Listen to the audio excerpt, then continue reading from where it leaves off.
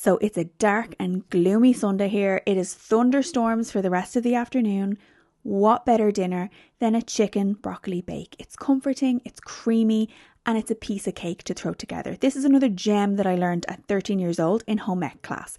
I may not be able to sew for shit, but I learned a couple of dishes from Miss McGrath. Shout out. We need 3 chicken thighs, much cheaper cut of meat, but you can also just use 2 skinless, boneless chicken fillets if you like. This is going to make about 3 or 4 portions. Broccoli, very important component in your chicken broccoli bake. I usually just use a full head. If it's a small head of broccoli, I use the full thing.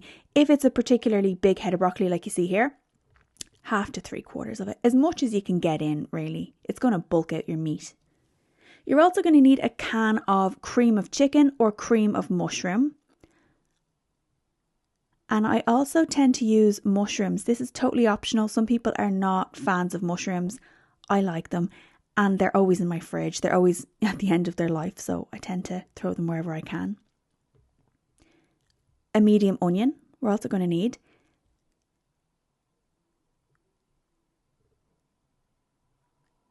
A teaspoon of curry powder.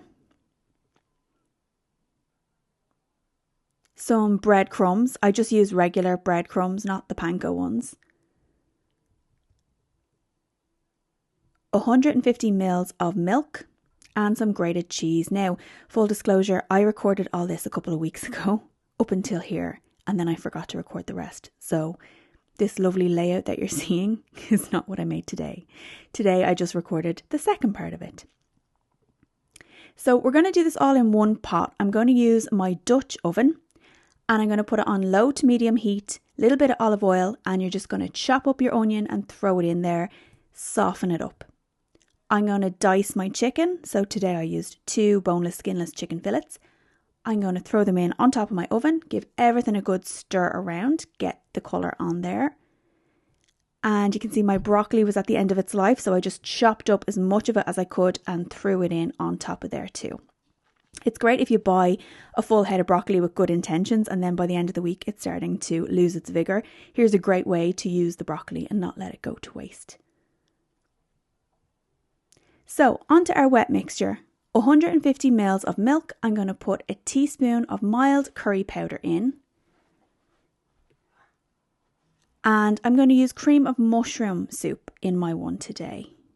Mushroom would be my preference, but like I said, if you're not a mushroom fan, go ahead and use cream of chicken soup and you can leave out the mushrooms as well.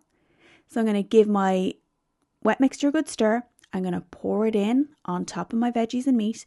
Make sure everything is nicely coated. And I'm going to put my sliced mushroom in at this point. They don't need really much cooking. Mushrooms, they're soft.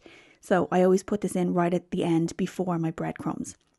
Now, a lot of the recipes you see for chicken broccoli bake, they call for nearly 250 to 300 grams of breadcrumbs. I use much less. I use about 150 max. And the reason being, it just makes like one solid lid when you use too much of it. And then it's hard to portion it out without the lid coming off as one sheet. So breadcrumbs, salt and pepper.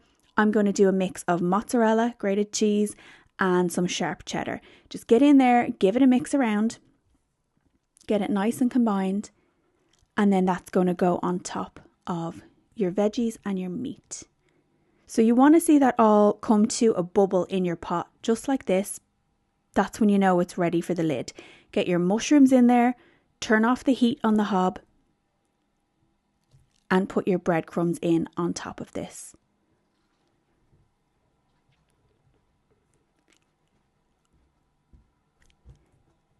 This is going to go into your oven. So when your breadcrumbs are on, put the lid onto your Dutch oven, into your oven, which should be preheated to 180 Celsius, and you're going to leave it in the oven with the lid on for 20 minutes.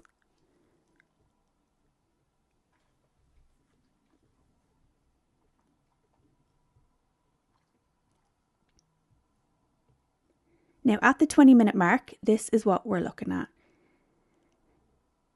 You'll see that the cream of is starting to come up around the sides. That doesn't bother me at all. Now, if you're someone who likes it looking very nice and neat, you can put in the extra amount of breadcrumbs. I just, like I said, it makes one solid lid, and when you go to portion it out, it just all comes off as one sheet. It's like when they over cheese pizza, which I know sounds a bit like an impossibility.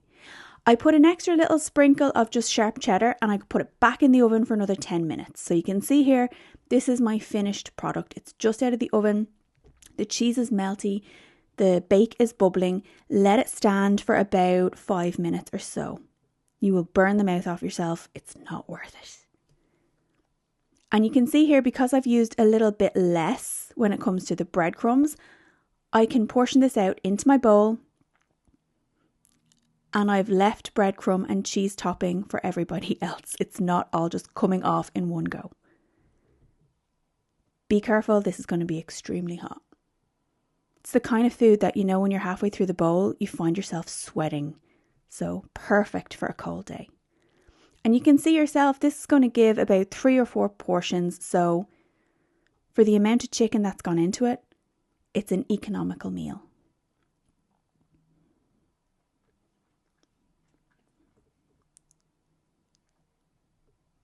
And even if you pack that bowl up, you're still going to have plenty left over.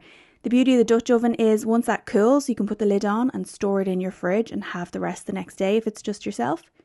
Or you can transfer it into Tupperware. So there it is. There is my creamy chicken and broccoli bake. Perfect for a cold, gloomy day like I have here today. I hope you give it a try and I hope you like it.